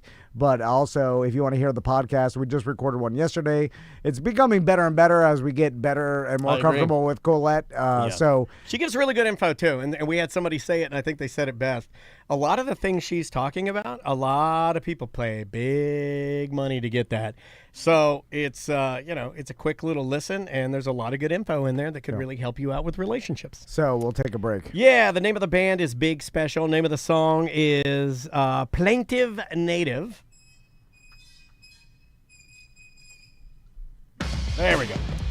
We'll be back with more on Mediocre Time momentarily. 1-844-TOMNDAN show@tomandan.com. Knock, knock. Who's there? Squirt. Squirt who? Squirt is P. You dumb rednecks. Right about now, you are listening to the incredible A Mediocre Time with Tom and Dan, who kindly remind you that squirt is P. Oh, yeah. Greg Chaco. That is, Christmas time is here. Welcome back to A Mediocre Time with Tom and Dan. I am Dan. I'm Tom. Sounds like a Peanuts Christmas. That's the song. Okay, yeah. But Greg Chaco, who is a amazing guitarist, jazz guitarist, allows us to play his music. So I always look forward to when Christmas rolls around. We usually get some pretty damn good. I've got some other punk rock Christmas stuff that I'll be weaving into other shows as we eke into Christmas time. So Crystal was like, we watched that Eddie Murphy documentary, and then Crystal, we ran out of shows that we like, some episodic show to watch like together every night. So Crystal always, back to relationships. She wants to bond over watching a show that we both like. Because when we went through, do you both have to like the show? Because that's going to be hard, right? No, I mean, we both have to be interested in it enough to want to watch it together, because that's part of the fun of a couple. When you have a show to watch, you're like, oh, yeah, we're going to watch a show tonight after the kids go to bed. And you look forward to, because otherwise you're just sitting in your bed scrolling reels separately. Well, that's why I have the alarm. No, that's why I have the alarm at 7:30. Fuck? Honestly, the alarm that fucked up Jordan Foley and his beautiful wife's performance, and I'm so sorry. I love you guys, and I ruined your fucking performance, but I have an alarm to tell me to pay attention to my family, and like that alarm basically was telling me to pay attention to the fucking thing that. Never mind. Scrolling reels is so good; it's better than any entertainment. I will stand by it. Because it's See, I don't. It doesn't get me, but it's 50 micro. And this is something different. So what's next? Different. Anyway. So we're so Chris was like, hey, I heard about this documentary called The Perfect Neighbor. And it's about this crazy lady that she was mad at the neighborhood kids for playing or whatever. You guys can watch something light. And I'm like, all right, I like a good crazy lady. Every time I watch it, it's all police body cam footage, right?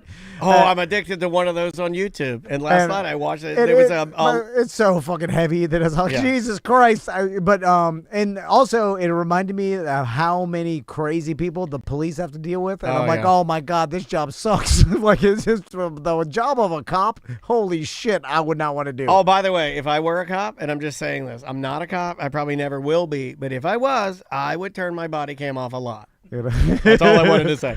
The fact, like, they just all the day have to deal with one crazy person after another. Anyway. So I'm not going to spoil what happens, but it reminded me crazy of the whole time. Definitely crazy the whole time. Also, like a prime example of just the escalation these things can get into and what could happen. But it reminded me of our Hate Thy Neighbor bit that we wanted to do to promote Love Thy Neighbor. Indeed. And we got an email from Kara about feuding with a neighbor, which again, to me, is the worst thing you could possibly do, because now it's shitting where you eat. Yeah. It's very close to where you have to live your day to day. It's like we were talking to Wix today, which will be, we'll play that interview next week on ACT.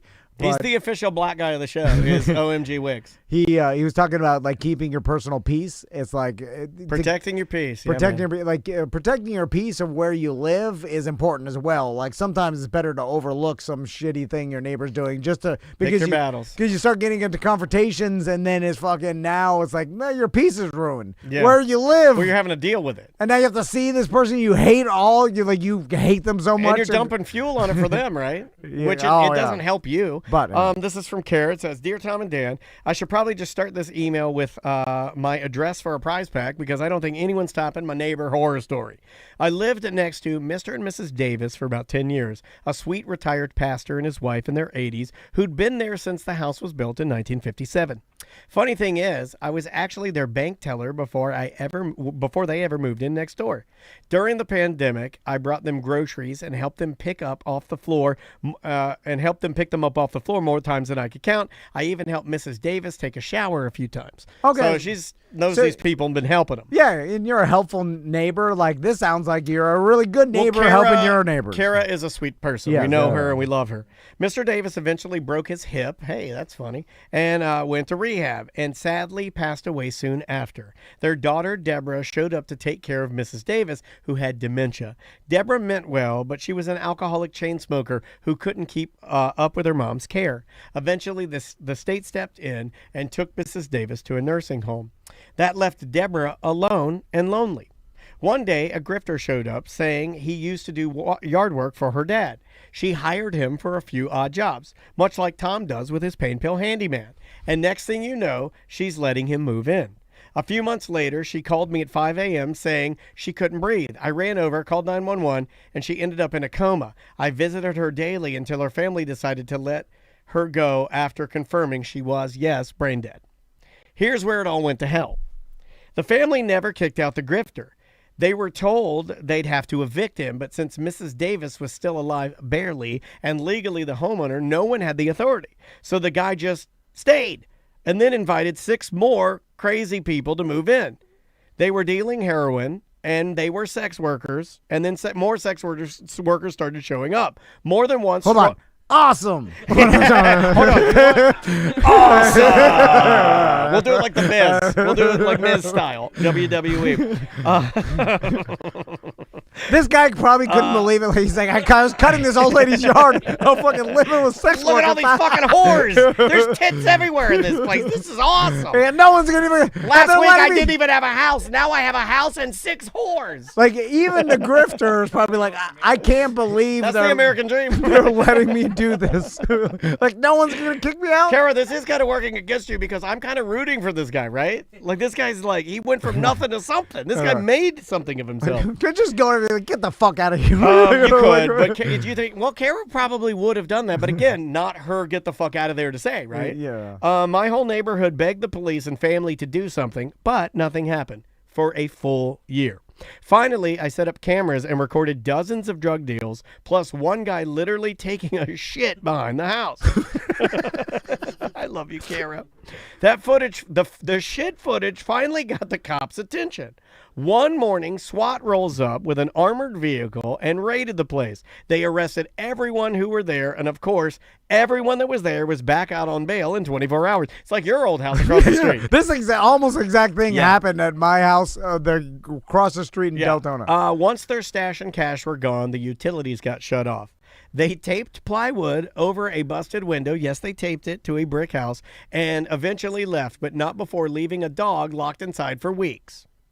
I secretly fed the dog through a crack window until I could get the pet bull rescue to come and help. When the cops asked, I just shrugged and said I had no idea what happened to the dog, as I'd been told to leave the house alone. The family still hasn't done anything about the house. Me and a few neighbors finally went in ourselves. It was disgusting. We boarded up every window and padlocked the doors to keep the new crackheads out. It's been sitting empty for a year now. I mow the lawn occasionally so it doesn't look like a jungle, but now there's a bee colony living in the garage as well. So at this point, I think there's more honey than drywall in there. I went from having the sweetest old couple of neighbors to a 2-year parade of hookers, junkies, SWAT raids, and more, and now an abandoned house with bees. Worst neighbors ever. BDM for life, Kara. Yeah, well, Kara, you also gave us a tell and what kind of neighbor you live in. This doesn't happen in Windermere. Yeah, it's true. I don't have any. There's no bee houses in Baldwin. The Baldwin bee house would be something someone would tell me about. Yeah. This doesn't happen in certain places. Yeah. But yeah, I would argue some of the people around here, like the lady that hit my car and then just wasn't going to say anything about it. I mean, there are still horrible people here. They just do different things. They don't do bees and crack. They'll just hit your car and be like, oh, I don't care. The rules do not apply to me. So now I will make the argument that this is better than the actual homeowner being the problem. because, like, at least in this scenario, and I know it takes a long time and it took way too long for them to kick these people out and stuff, but in the back of your mind, you're like, this will end one day because these people don't own the house. So something will happen where eventually some time limit will run out and the cops will get these people out, or the family will go to sell the house. Like, it's not a forever scenario. And a lot of people live in like these feuds with their neighbors that they own the house and they both aren't going anywhere. The ones and they like, just like get stuck in like they're like, I'm not moving and this person's not moving, and they just fight like Hatfields and McCoys. The one I like, and we've had these before in the BDM group, they're few and far between, but you see them pop up, I'd say at least once every 2 or 3 years, where it's single family home, right? Yeah. It's pool music too loud, floodlight shining in my window. Okay. And that's all it takes to have, like, so guy will play music and floodlight directly in window, right? So other guy turns up his music louder than other guy. Then other guy gets another floodlight brighter and shines it into the window more to, like, and they just start escalation. They start escalating it hard, but it's like tiny, but it usually starts with sounds and lights, right? Yeah. It's always sounds and lights. And like, this guy was running his outdoor pool music at like 11:30, and my kid's got that whatever testing, the next day. Yeah. Starts with something like that. And then they just start escalating it to the point where somebody ends up getting shot, right? Yeah. And, I like that.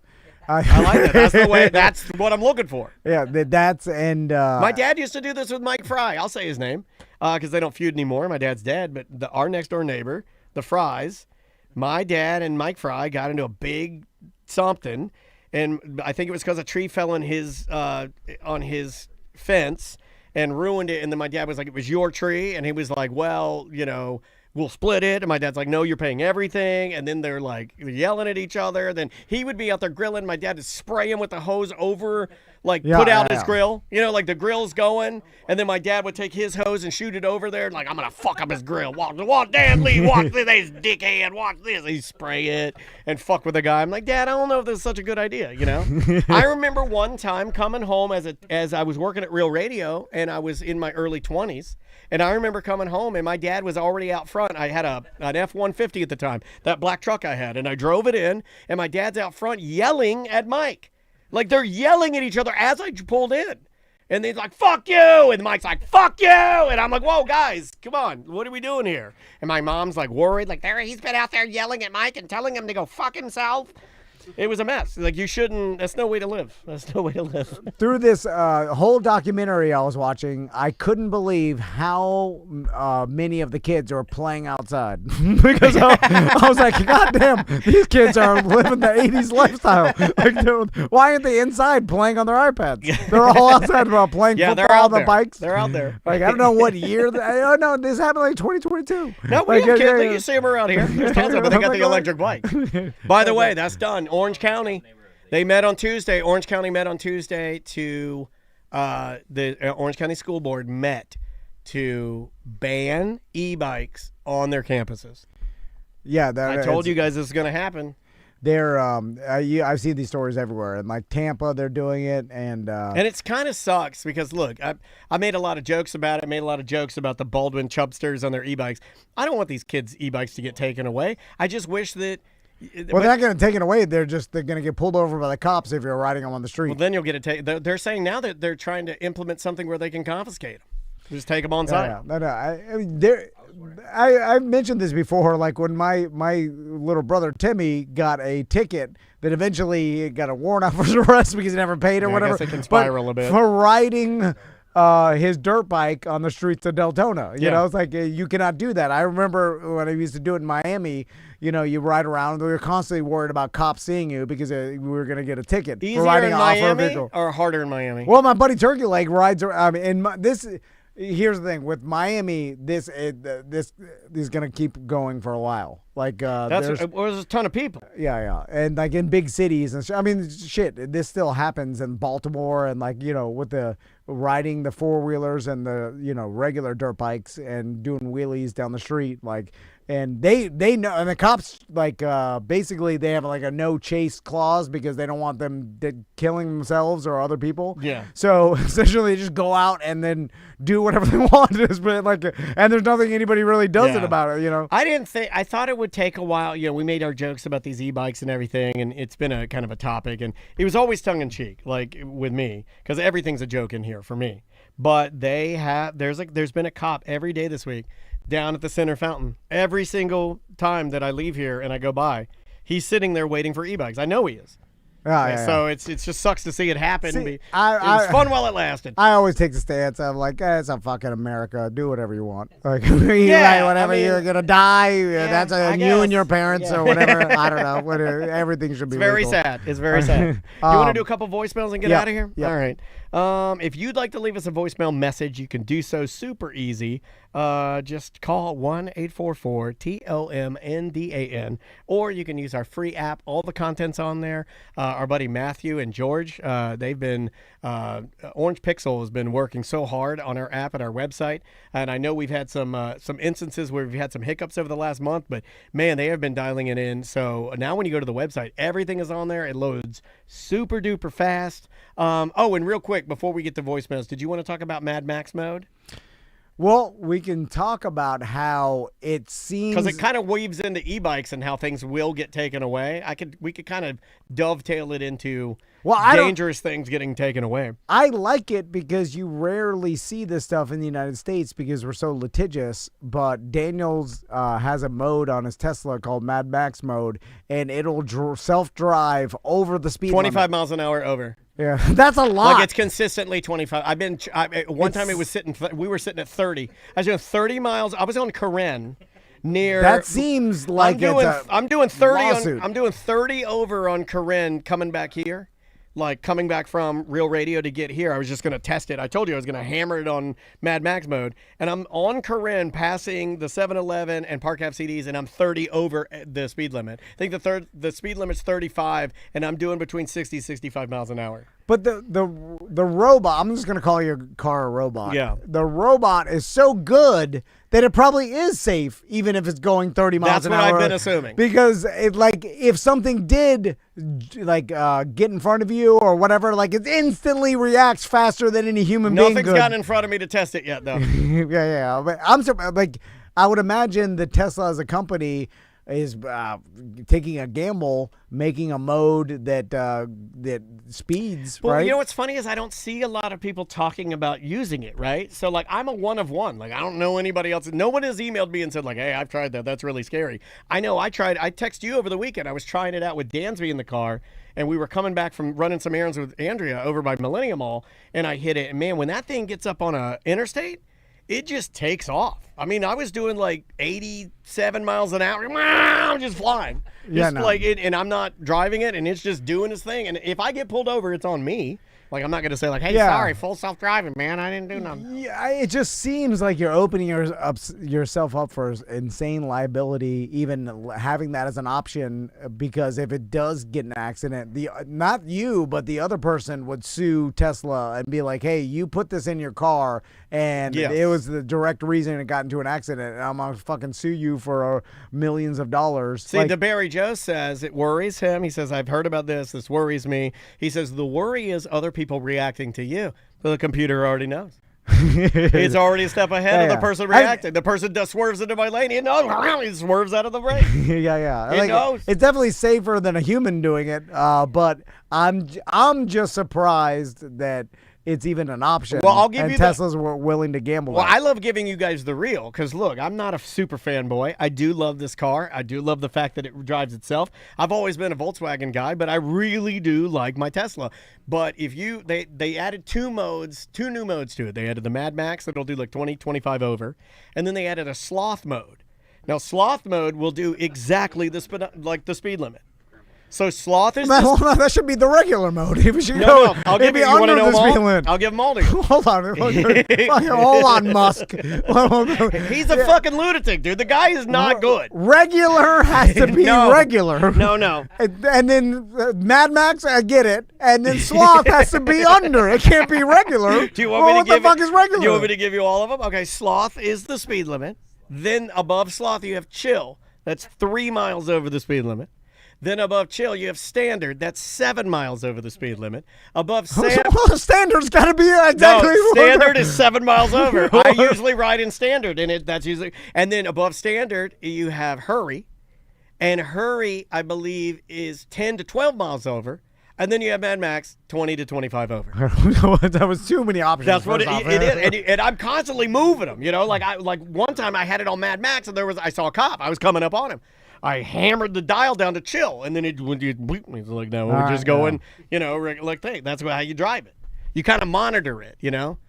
It's kind of like that thing, and this is in the news again. It's kind of like you monitor the tram, kind of like the tram you have at like the airport, where there's like a guy in there, and he's monitoring the tram, bringing people to the gates for the planes. Yeah, but it's driving itself. Yeah. You know, and but that's exactly what it's doing. Yeah, he's just a formality, just so people feel safe. Like, a human's over there, he's not doing shit. He's like, I can't even turn this thing on. Like, it's all automated. A lot of people have questions in here. So Conway J was asking, does it have a chase mode where you can follow a certain length of a vehicle in front of you? It used to have that. They took that away. Now it just does it on its own. You're constantly getting stuff and losing stuff. Now, if you like software updates, if you like I'm not a fanboy in any way, but I will say there is something cool about waking up when there is an update and finding out that your car has 35 new features. You know, like, oh, they added Audible. Oh, they added Sirius XM. Oh, they've got Mad Max mode. It's kind of cool to get a new car, you know, without even doing anything. And you don't have to defend yourself each time saying that you know, like, you just like your car. No, I do like it. Fuck the politics. Who gives like a fuck whether people like Elon or not? Who gives a shit? No, I do like it. I just I'm a little torn on the 25 over because it's fun, but I don't know how reliable it is. You know what I mean? Like, I have no data on that. I don't know. I've only used it like maybe 10 times. Well, I guess, you know, again, it's safer than all of us speeding 25 over because our human brains are way slower than this thing. Let's do a couple voicemails and then get out of here on a fun Friday before the beer fest. Let's try this one right here. Tom, you don't think Waffle House is good because the windows, there's too many windows, brother. You have to understand Waffle House is a tactical breakfast spot. You just left the club at 2 a.m. and you just punched Snooki in the face or whatever. You got to be eating breakfast where you can see the enemy coming and pulling up. You just got caught putting weights in fish. You got to know, you see those trucks pulling up, you got to get ready. You can't be eating breakfast at IHOP or whatever where you can't see anything until it's too late. It's tactical breakfast, Tom. He's not wrong, and I thought about this voicemail when I got it. If you are in a Waffle House, even at the counter, especially the counter, 360. You can see 360 around you. You've got every vantage point. Listen, black the windows out so you can't see inside. You can like see Taco Bob used to do on Stripper Thursday. Well, all I'm saying is that I'm fine with being able to see outside. I see you want to see who's coming in, but I don't want them seeing me eat there. You see what I'm saying? Okay. I don't want to be like, there he is. You have a problem people seeing you eat. This happened at Judson's. You're like, look, there's eating. Do you never let people see you eat? No. I know. So it depends on what I'm eating. Fish. I don't know. I just wanted to yell it. One more. Let's do this one right here. It's from our very good friend, star of the show, and this guy cast a very long shadow. Cadillac Pat. Yo, it's your boy Cadillac Pat. You know when you're going number 2 in a public restroom, you look up and they have those little like paper ass gaskets. Do you actually take one of those and like use it? For me, honestly, personally, I never use one of those. I just look at the seat itself, and as long as there's no actual debris or like wetness on the seat, I just go rogue, and I just I do too. sit straight down. That's all. Love you guys. Bye. I do too. If you want to know what I do, I go in and I look at it, and I'm trained to look for 2 to 3 light yellow driplets and a pube, and that's what I'm looking for. I'm looking for pubes and driplets. Yeah. It's weird, and I understand it's other people's doo-doo and pubes. But it's weird that we're so disgusted. But that's my ass is used to doo-doo and pubes. You see what I'm saying? Yeah. like I can understand if it's something way far away from doo-doo and pubes, if it's vomit, or what is like grape jelly or something. Yeah, right? yeah. Like it could be anything. It could be mustard. Some could fruit, be or some French's mustard on there. So the grape poupon. For me, it's like I'm too lazy to do any of that. I'll wipe the drips. If I see drips, I'll just get a piece of toilet paper. I'll wipe the drips, and then I just sit down bare ass. You're not gonna get AIDS from that. And that's what I'm looking for, is to not get AIDS. Also, my number one thing. Not get AIDS. Those gaskets have the flap in the middle that you're supposed to perforate. I taught you this. You have to break it. You have to put it in there so when you flush it, drags it down. Yeah. Do you know what that's for? Okay, you put the thing, you break the tabs, and then you put the little piece in the water, and you gently lay it in there. If you lay it too heavy, it's going to pull it in. You want to lay it in there gently. That way, when you flush it, it flushes it to hell. But it never sits on there perfect. Because all toilets are different shapes. Yeah. And the gaskets are different shapes. Yeah, and there's so loose. There's no uniformity. There's no friction to hold it on. They don't play nice. It's like PC Mac. They don't play nice. Yeah. And then the other people they put toilet paper and they put strips I make fun of those people. If I'm next to you and I hear you putting toilet paper down, I'll say that I'll say in a very deep voice the F word for gay. The full word. Yeah, but deep. With the T on the end. I'll say it. But no, say it in a deep voice. I do a black guy voice. Is that allowed? Yeah, but I think most people are like you, Pat, where we see the ass gasket and we're just like, oh, fuck it. I don't think pieces have those as much anymore. That was like that was an 80s, 90s thing. And then once you sit on the doo-doo and pubes, you're like, it's over now. That's correct. When you said that, I was like, oh my God, this man speaks to me. You're like, now it's done. Now I'm relaxed again. It's over. Yeah. It's like ripping a Band-Aid off. Yeah. It's like fear factor. Ripping a Band-Aid made of pubes off of your ass. Once you swallow the cow's eyeball, you're like, oh, all right, that's it. I did it. What do you think, Joe? You'll be famous one day. Which is weird. You go from this show to be this big. One more? Yeah. All right. Let's do last one. Here we go. I was watching YouTube and the video of You Can Call Me Al came up the other day. I don't know. Kind of reminded me of Tom and Dan. Tom being the goofy Chevy Chase guy, and Dan, well, a lot like Paul Simon, Oh, yeah, I'm exactly like Paul Simon. Hold on, I get Chevy Chase because Paul Simon? I'm always singing African music with my Junkie band. Yeah, I'm just like Paul Simon. And I get the dickhead. The fucking guy known and universally as the biggest dickhead in Hollywood. You're the universal dickhead, and I'm tiny man sings with Africans. But God damn it. I remember when that song came out. Man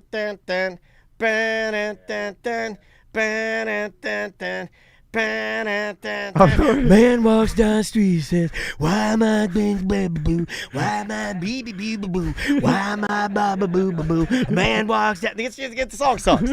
But there was a part that I loved as a kid because I was a musician, and it's when there's a bass. There's a goddamn bass lick in that song. Call me out. Do you know what I'm talking about? There's a bass lick in this fucking song that is so goddamn good. I gotta find it though, because here's a little. Here we go.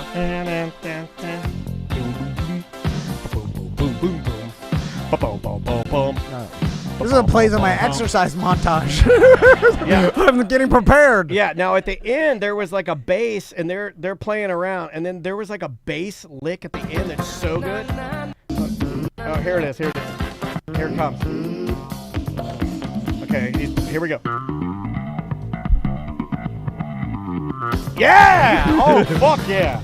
As a young boy, I would make my mom and dad, if we were in the car coming back from Down the Hatch seafood restaurant, this would be on Magic 107.7. I'd be listening to it. I'd be like, oh my God, the bass lick's coming up. And I'd stop!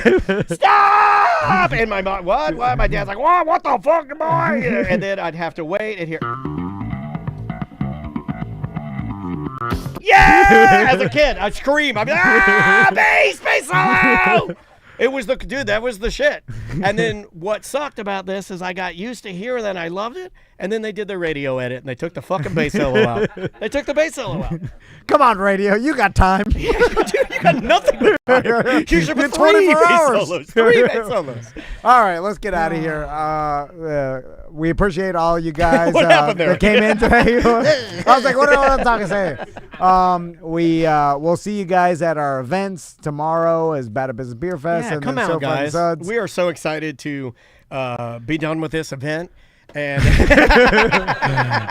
I was talking to Mark. Villain's Coffee is coming out and setting up. And they got good coffee, man. That'll be a lovely pick me up on an early day. Mark was joking around about events. He's like, man, no one knows. He's like, I know, because he was telling me, he's like, I know how putting together events and how stressful they are, and you're only happy when everything's done, and like at the end of the day, people are like, oh, you had an event, you had fun all day. Like, no, stressful the whole time. So hard. Yeah, but, because I want to make sure everybody's having a good time. But what will make us happy is if you come out and if you say hi.